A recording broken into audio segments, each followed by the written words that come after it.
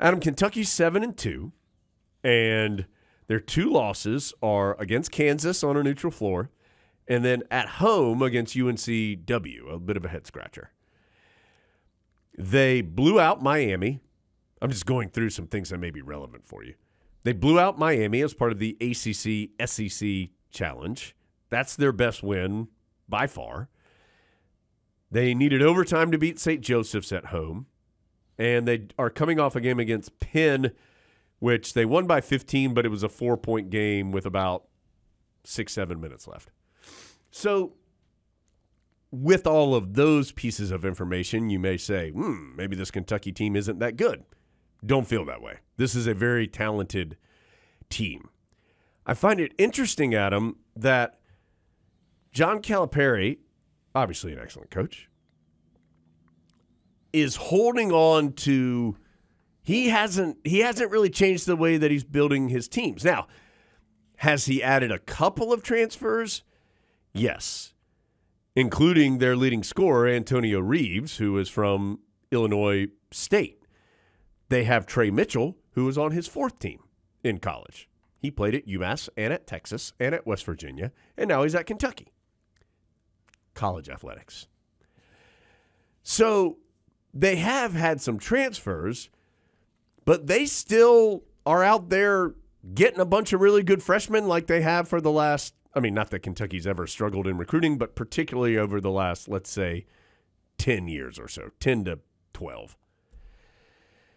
And I think their freshmen are some of their best guys. Rob Dillingham, who Carolina is very aware of, at one point in time, many moons ago, was talking to on the recruiting trail. Dillingham, at one point, was committed to State. Then he went to Overtime Elite, which I don't really understand, Overtime Elite. And then now he's at Kentucky. Very good player. 14 points, 5 assists, shooting 51% from 3. You have to think, Adam, 51% from 3. That's clearly the best 3-point shooting percentage on Kentucky's team. Check it, Adam. Reed Shepherd, whose dad, what's his first name? Jeff was on some of those great Kentucky teams of the late 1990s.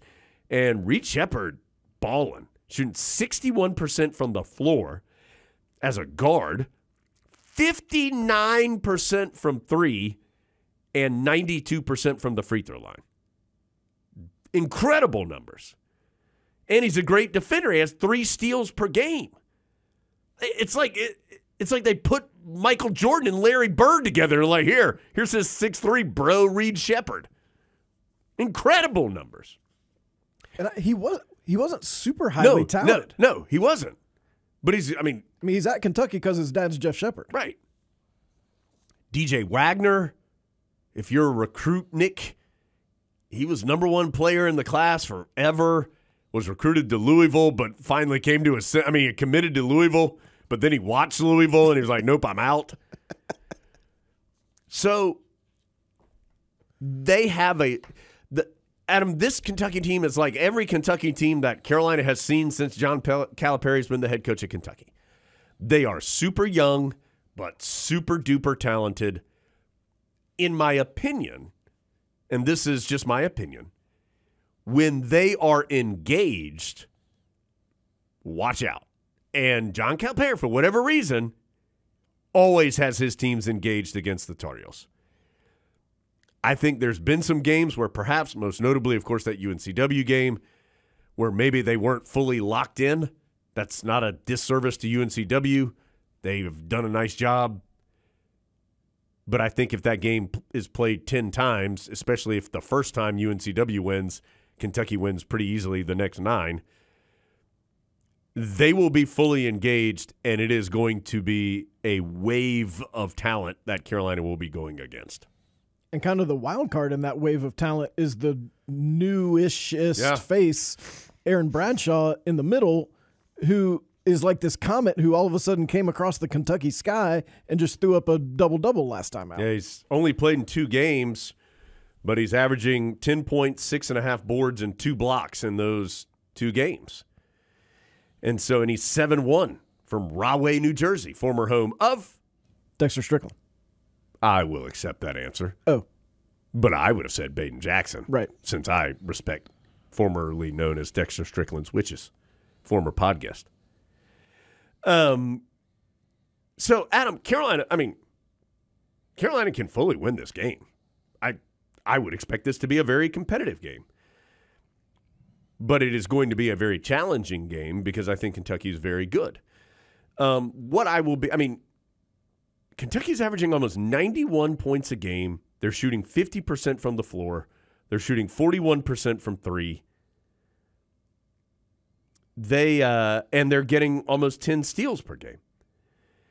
So here's the key, Adam, in my mind. How much is Carolina willing to want to run up and down? I think in general senses, Carolina does want to run. Hubert Davis has said that. He may have said that in this week's Checking In. I don't even remember. Stay tuned. That's coming soon. But if you get into an open floor game with Kentucky right now, I think that's dangerous.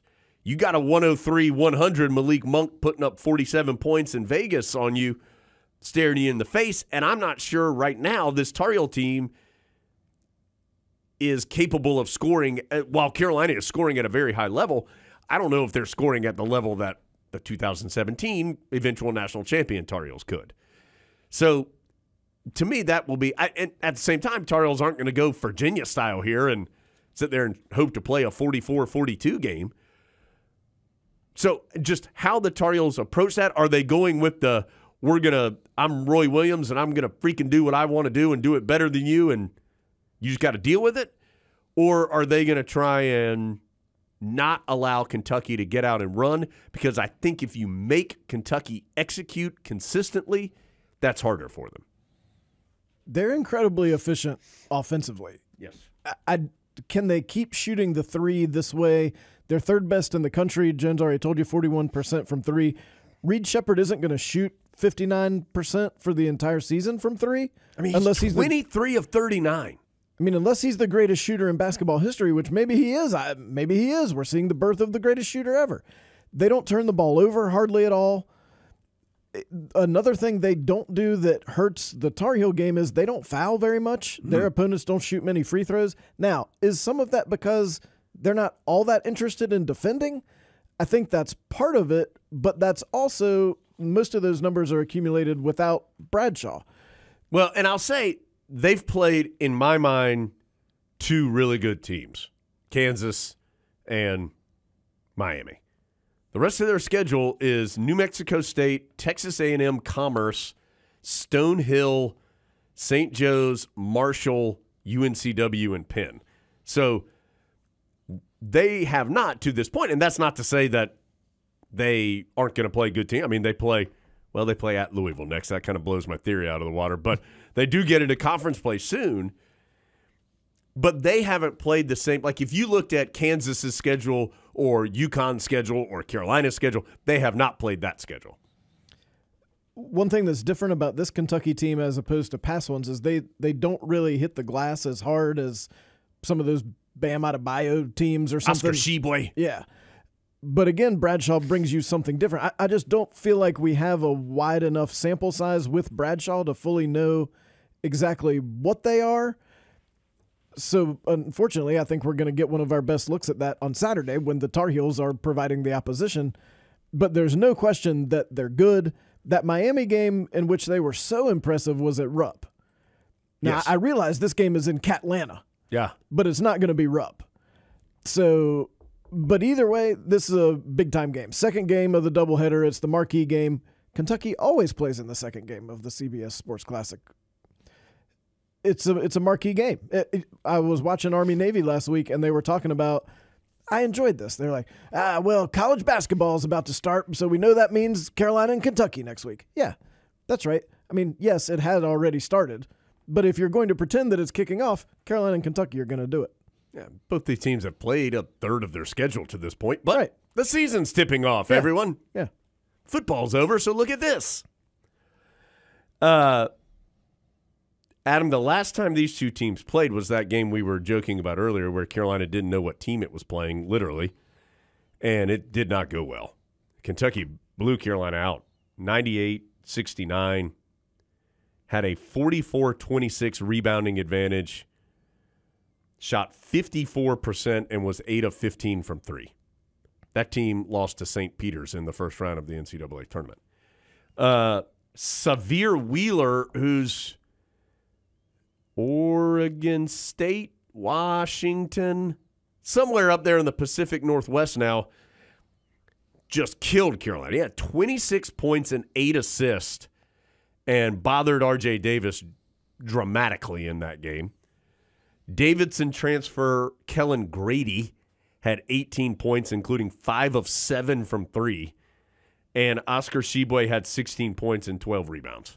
Now, Baycott had good numbers, 22 points and 10 rebounds, but nobody else really was able to do anything.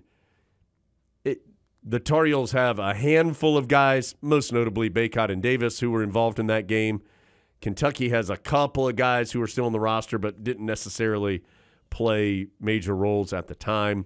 So don't really think that has anything to do with it other than Kentucky was really, really good that day, and it goes back to what I was saying earlier of I do think Kentucky feels it is the best team in the history of college basketball, not like this year's version, just overall. But I think they also think that the one team that they feel like can legitimately challenge them in that conversation is Carolina. And John Calipari gets all that. Say what you will about John Calipari, he gets college basketball, the history of college basketball, etc. And his teams, when they play Carolina, play as such. And so the Tar Heels are going to have to be ready for a very high-level performance.